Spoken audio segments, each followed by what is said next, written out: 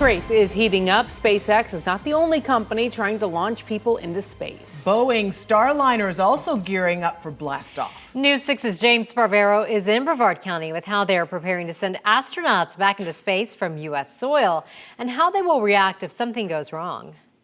Here at Port Canaveral, a crane just lowered a replica of the Starliner capsule into the water. Now divers begin the process of simulating an emergency water rescue. If NASA's commercial crew astronauts make an emergency water landing, the Air Force will be there. Pararescuemen training this week in the port channel and in the ocean.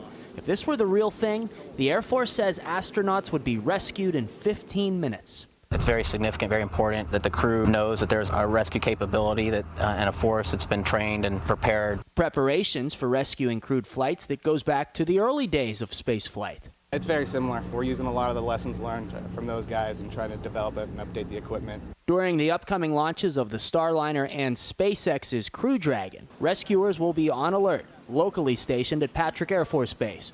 The Air Force says training builds a working relationship with the astronauts who might call on them to save their lives. There's a relationship that's developed over months of training here and at Johnson Space Center where we interact with astronauts on a regular basis, so very, very connected. Until this weekend's accident with the SpaceX capsule, the Starliner appeared to be a distant second place in a race to return astronauts to space from Florida.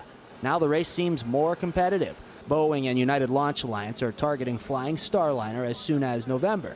There's no official word from SpaceX if Dragon's crewed flight will be pushed back from July. At Port Canaveral, I'm James Sparvero, getting results, News 6.